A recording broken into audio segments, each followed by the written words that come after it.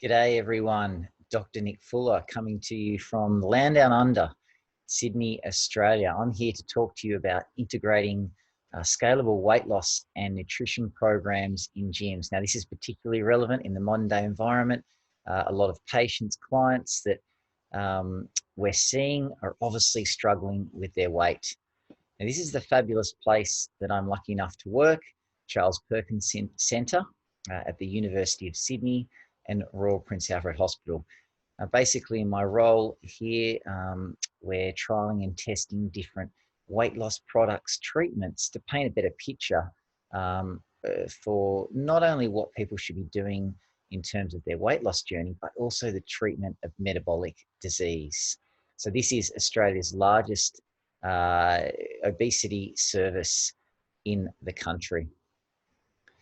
The topics I want to cover are four main things.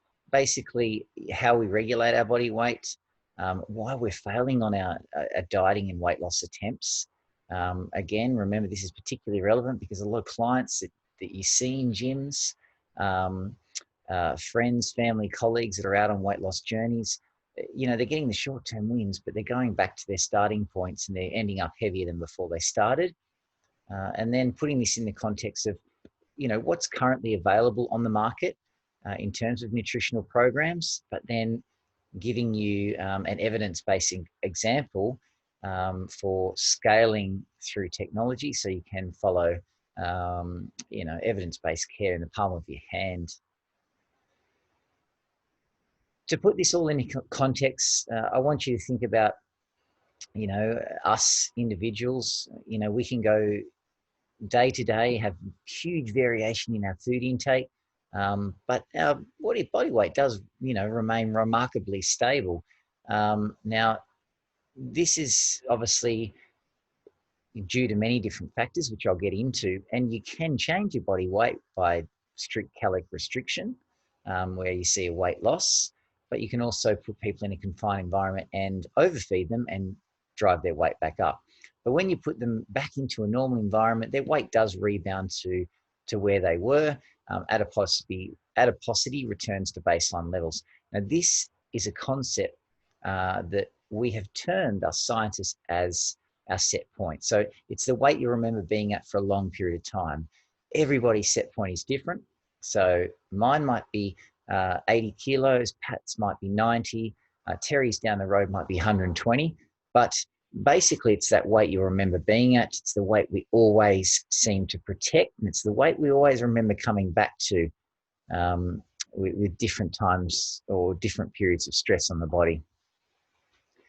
Now, the way we regulate our body weight, that is due to a very clever part of the brain. And this part of the brain is called the hypothalamus.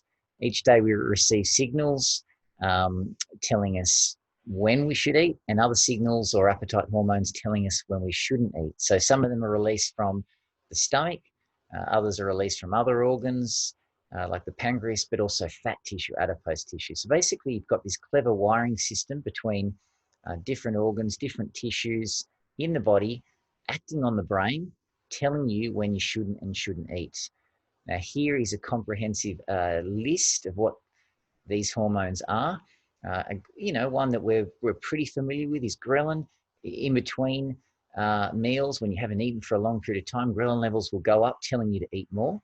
And then when you start eating, other hormones will be released and act on the brain, on the hypothalamus, telling you to stop food consumption and to terminate that meal. So some of these examples are GLP-1, CCK, and PYY. Now, this homeostatic regulation of our body weight basically did a very good job of keeping us in a healthy weight range up until the 1980s. This was particularly relevant when we didn't see all these processed and fast foods everywhere. But then, basically the environment changed. We saw this plethora or abundance of processed and packaged foods becoming available. And it meant that, this homeostatic regulation of our body weight was fine at protecting us against weight loss and making sure we don't continue to lose weight during times of deprivation. For example, our hunter-gatherers, when they would go long periods of time without food. But in the modern day environment, This high calorie food is available everywhere. We continue to put a stress on our body, and as I'll explain, that basically results in your weight going up over time. So the first thing I talked about was the set point. We're protecting the set point, and that's largely due to this homeostatic regulation of our body weight, where signals act on the brain telling you when you shouldn't eat. Now, unfortunately, in the modern day environment, we have a hard time saying no. This is due to that abundance of food everywhere. It's on every corner and every block. And as a result, our hedonic influence, or our hedonic pathway, the reward pathway, ends up overriding the homeostatic regulation. So you basically, a good example is you're sitting down at the dinner table and you always seem to be able to eat the dessert, even if you're full. So even when energy stores are completely full, you always have that ability to go back and still continue to eat those processed and packaged foods, those ones that make us feel good. Now, why is that? Because when we have them, they release feel-good chemicals in the brain, endorphins and hormones like dopamine. So basically, you see the food, dopamine is released, so that next time you see that food, the learning chemical known as dopamine reminds you to go back and reach for it, to continue to eat it because it makes you feel good. These are the foods that we have a very hard time saying no to. So in the modern day environment, it's the processed and packaged foods, the fast foods. During our time as hunter-gatherers, it was actually all of those foods that naturally occur in the environment, the foods that are naturally high in sugar and fat, like the berries and the honey and the sources of meat. So you've got the homeostatic regulation. You've now got this hedonic pathway kicking in, the reward pathway, which is overriding the homeostatic regulation, which means we keep eating, we keep putting more calories in our food, even when energy stores are full. So this is one part of it, the processed and packaged foods. Obviously, you've also got a reduction in activity. We're driving everywhere from A to B. We're not walking like we used to. We're addicted to technology devices. I mean, these things are in the palm of our hands every day of the week. We're putting them in our bedrooms and we're using them late at night. They're keeping us awake. It's affecting our sleep quality. Overall, this has meant that we're seeing since the 1980s a weight gain of around 0.5 to 1 kilo every single year. So remember, before the 1980s, we didn't really have this weight problem or this epidemic. And then all of a sudden, the environment changed, foods everywhere, the processed and packaged foods that make us feel good. We keep reaching for them. The reward or hedonic pathway keeps overriding the homeostatic regulation, and our weight's going up. Now, this has meant that the worldwide prevalence of obesity has tripled since the mid-1970s. Now, at this very same time, we saw the boom of the dieting industry and consequently people reacting to their problem or their battle against the bulge through dieting. So you're going to see clients coming into your gym and yeah, sure, some of them are coming for general health goals, but a lot of them are coming there to lose weight. It might be a couple of kilos, it might be 5 kilos. Some might need to lose 10, 20, or even 50 plus kilos. But what we're doing is we're reacting to dieting. We're looking for that quick fix because, either we've had a health scare or we want to get ready for that event that's coming up. It might be a wedding or a celebration, and we want to get it off quickly. Now, this is a $100 billion industry that unfortunately science has proven is actually accelerating the problem rather than reversing it. I'll get into some of the current nutritional, options when we prescribe interventions for clients. But what you really need to realize is that despite what we believe or been led to believe, reacting through dieting, following these 4, 8, 12-week online programs, weight loss programs, sure, they see the short-term results that you might be looking for, but due to that set point, due to that regulation of our body weight that I just explained, our body is going to go back to its start point. But sadly, you don't just go back to the start point.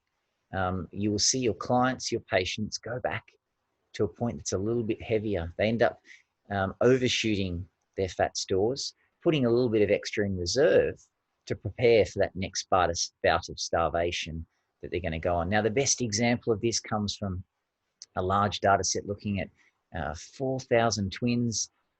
In summary, they showed that the twin that was intentionally losing weight on repeated cycles or following diets was heavier than the one that never did. So it didn't help solve their problem. It actually accelerated their weight gain more than the 0.5 to 1 kilo that we're seeing each year for the non-dieters. Now, there's two main reasons. Obviously, some of them are unrealistic, unhealthy, telling you to cut out certain foods, food groups. But even when they are more nutritionally balanced, healthier, you have your biology fighting itself, or your biology fighting, your own body. So what we are programmed to is that set point. Remember, that's the point that we're going to rebound to every single time. It's our way of basically protecting and surviving. And it was due to our time as ancestors when we would go long periods of time without food, often days, often hours. Our body learned to shut down and hold on to its fat stores. And then we would gorge when food was available. So that sort of sets the scene of how we got to this problem, why patients and clients are coming to us for weight loss, and how we're reacting. And the first message needs to be, you've got to stop your clients dieting. And this does include all the new fads and latest diets we're talking about, as I'll get onto shortly. This is the picture. Obviously, people are going through this cyclic pattern of lose, regain, lose, regain. They're actually overshooting their set point and driving it up quicker over time. That is the sad but real world story. They're trying up to 5 diets every year. Often they go back to the same diet. They've been on 60 diets by the age of 45. Why are they going back to the same diets? Yeah, because they had the short-term success. They think they failed due to a lack of willpower. So they give it another crack. But as I'm going to explain right now, it's actually due to your biology, and it's due to several biological protections that kick into gear when you lose weight. And that's why you're regaining, or why your patients, clients are regaining every single time. Now, there's basically a plethora of different responses when you impose a stress on the body. In this instance, we're referring to weight loss as the stress. So when you diet, when you restrict calories, increase the amount of energy expenditure through more exercise, physical activity, your body sees that as a stress. Remember, it's doing all it can to regulate your set point and to keep it at that baseline level. So it goes into fight or flight response. And it results in these compensatory changes in your body, which will basically drive you back to that start point. And as I said, even overshoot your start point, so you end up a little bit heavier and heavier each time. Now, the other challenging and sad thing about this is that these changes persist beyond weight regain. So I'll get into some of that detail now. There are 8 well-researched physiological responses to weight loss. I've written a lot of information about this in my series of interval weight loss books. So if you're really looking for more of the detail and the science behind it, beyond the scope of this presentation, I encourage you to read one of those resources. But I will go through a couple of examples now and highlight ones that we typically talk about. But basically, you're seeing a change in metabolism with weight loss. You're seeing a change in appetite hormones, but you're also seeing a change in thyroid function, which is the gatekeeper of our metabolism. You're also seeing a change in your adrenal glands, which push out more cortisol, and again, promote weight regain. So you're basically doomed for failure the minute you sort of sign up your client or prescribe a nutritional intervention that's based on caloric restriction to your clients, because this is what they're working against. They're working against their biology, and they've got a real uphill battle against them. Now, energy expenditure, it's a fancy term. for metabolism, how much energy we burn at rest. Now, when you lose weight, obviously your body mass is going down, which means your metabolism is going to go down because you don't have as much mass to burn. But even after we account for the amount of, I guess, body mass expenditure or reduction in metabolism, there's still a further 15% which we can't account for. Now, this is known as adaptive thermogenesis, and it's basically this decrease in metabolism energy expenditure beyond what can be predicted from changing body weight or changing body composition alone. So you've had a patient lose a few kilos, might be 10 kilos or 10%. We can equate for the reduction in metabolism that's coming from the reduction in fat and some muscle stores. But what I'm saying is that there's a further 15% drop that we can't account for. And that is your body going into this fight or flight response, shutting down, burning, ensuring you burn less energy at rest so that you slowly put the weight back on. And remember that picture where you're going down, up, down, up. So the first one's the energy expenditure. Metabolism will decrease and it will stay down even after you've regained it. So there is a fabulous study that was done by a very clever scientist in the United States, looking at the contestants from The Biggest Loser. Obviously, this is a more extreme example because they started at much higher body weights, but the same thing happens even with a few kilos of weight loss. When you lose weight, your metabolism goes down. Even after you regain it, your metabolism doesn't go back to where it was. So if it stays lower, it means you're going to regain more. So this is a very unfavorable state, and it's just the first of many pathways. Second one is substrate metabolism. Now, at rest, we burn predominantly fat stores. So when I'm sitting and talking to you here right now, my respiratory quotient is close to 0.7. Basically, that is the measure that we use to see what you're burning at rest and exercise.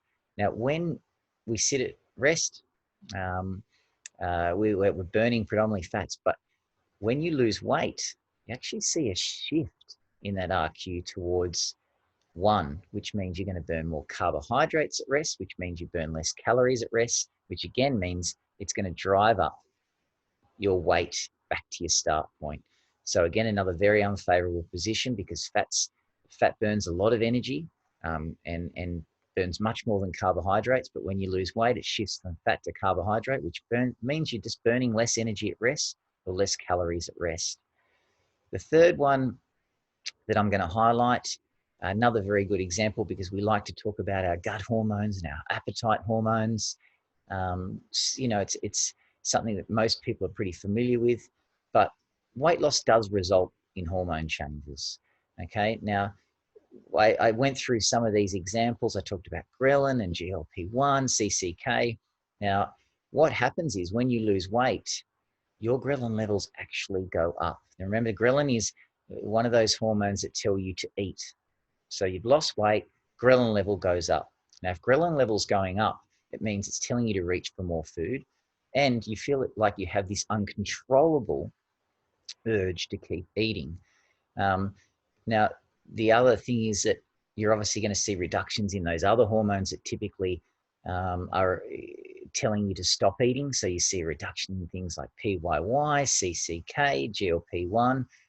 They're the ones that tell you to stop eating. Now, if they're reducing or you see a reduction in those, again, you're just going to keep going back or you're going to feel hungry. So you're losing weight, ghrelin levels are going up, PYY, CCK, GLP-1 levels are being suppressed. Guess what? Your hunger's going up. This is not a subjective feeling that your clients are reporting to you. This is objectively happening within their body. And it's basically just, again, one of these biological, physiological responses to weight loss in order to protect our set point. But just like the other ones, the metabolism that I talked about and that change in energy expenditure, they don't go back to baseline. Even after the person regains the weight, the ghrelin levels stay higher.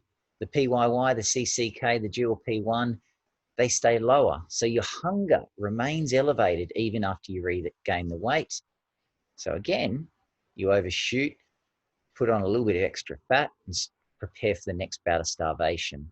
Now, this is the position that clients and patients are up against when they go out and lose weight. So we typically talk about it in terms of a lack of willpower, but there's much more to that. There's a much bigger picture going on, and they're actually up against their biology. Now, the current market, there is absolutely no shortage of options when it comes to nutritional approaches that you could be prescribing to your clients. Remember, this is a $100 billion industry. It largely came about when we saw this prevalence in obesity skyrocket, the tripling since the 1970s. But, you know, as I mentioned, there's this plethora, but the most talked about and the most popular are often the ones we should be avoiding. This is because they're unhealthy, unevidence-based, and they pose dangers to our long-term health. The reason they become so popular is often due to social media influencers or big-name celebrities getting behind them and talking about, you know, either their success on it or endorsing a particular diet. Now, what I do encourage you to do is go and have a quick look at the US News and World Report. This is a fantastic report because it comes out each year and goes through all of these popular diets. And it's basically getting together a team of qualified experts in the US, and they apply an objective matrix, objective scoring matrix to each of these diets and rank them from best to worst. Now, guess what? The ones that we're talking about all the time consistently come out down the bottom. The worst diets of 2020 were the keto, the 5-2, which is the intermittent fasting, and paleo, and many more of those popular ones we're talking about. The diets that are coming out on top are the ones that are nutritionally balanced, rich in fruit and veg, whole grain carbs, healthy fats, such as the Mediterranean diet. Now, the reason being is because they are nutritionally balanced and they have evidence to back up their claims. So yes, you know, we're talking about all of these new ketos and intermittent fasting type approaches at the moment, but they don't achieve any superior weight loss to what we typically see.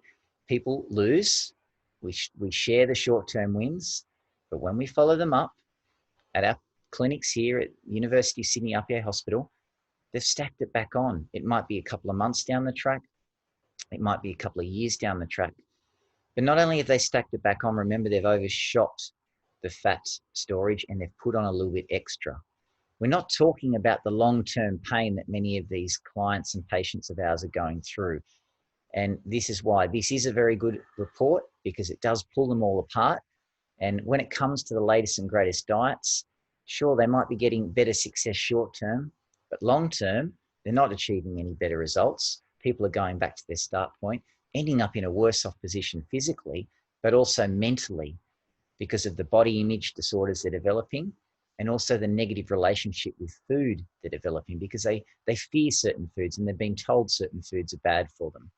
So when it comes to the current market, unfortunately, most of the current products are doing more harm than good. They're accelerating the obesity epidemic, and dieting is in fact one of the contributors to why the obesity prevalence is going up.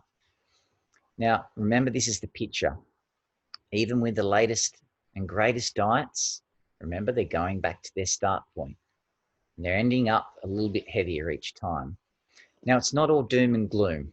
As part of my research, we look at what happens within a person's body when they lose weight. And our objective is to prevent those biological protections kicking into gear. We want to stop our body fighting itself so that people can be prescribed nutritional interventions, weight loss programs, and succeed long term. So new research shows you can prevent weight regain, and basically it's by losing weight in 4-week cycles. So you might prescribe a 2-kilogram weight loss over the course of a month, but then you have to get your patient or client to have a period of weight maintenance. Then you get them to follow another period of weight loss, and so on until their goal weight is achieved. So it sort of looks like a step pyramid, down, across, down, across, down, across.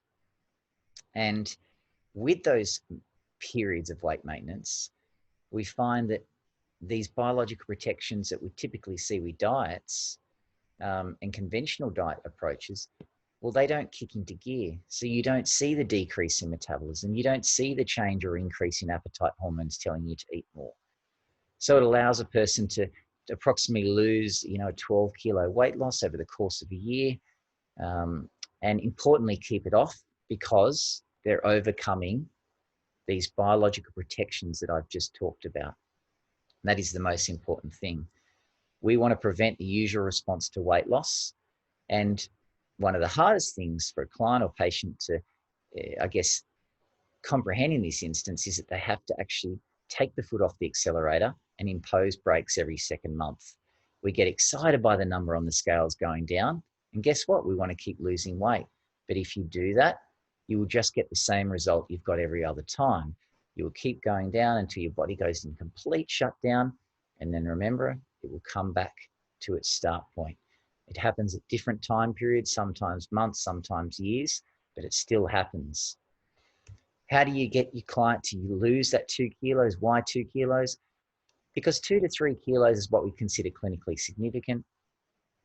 That is when your body will start to go into that fight or flight response. So if you lose more than the 3 kilos, the 2 to 3 kilos, it will start to go into protection mode. And then what you're also doing, remember, is imposing that brake. So the body can readjust at its lower set point along the way. Typically, we go out, we lose the 10, 15 in a few months or a few weeks, but then we stack 10, 11, 12 kilos or 15, 16, 17 kilos back on just as quick. So it's about educating your client, your patient on the long-term goal and educating them on what they're up against and why they've failed in the past. In terms of what it looks like, well, this interval weight loss approach is scalable because you can follow it in the palm of your hand. It's available online for patients. And importantly, it's evidence-based, allowing them to track their habits, form habits, and also track their measurements over time because weight trajectory is never picture perfect. But remember, what we're doing is monitoring the trend, roughly getting them to lose 2 kilos every second month. And importantly, preventing weight regain, preventing their biology fighting or coming into play. And what I'll get onto next is teaching them healthy nutritional practices. So when it comes to food, we've been told and misinformed for decades. 1 minute carbs are bad. The next it's dairy. The next we can't have fruits because they contain sugars. I mean, a lot of this information is completely absurd. It's wrong information, and all it's doing is creating a negative relationship with food. And often we're cutting out foods in these diets and dieting practices that are healthy for us. We know whole grain carbs, for example, prevent lifestyle disease like type 2 diabetes, cardiovascular disease, but they're the very foods that we're told to stay away from.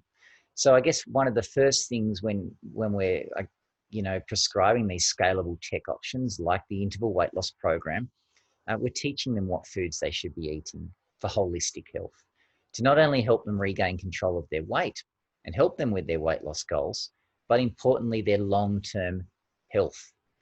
Another part of it, remember I talked about the hedonic pathway and our addiction to food. Well, it's about helping a person retrain their brain so that they can start to reach for nature first, which is what we were wired to during our time as hunter-gatherers. We've now become wired to the processed and packaged foods, but you can retrain your brain.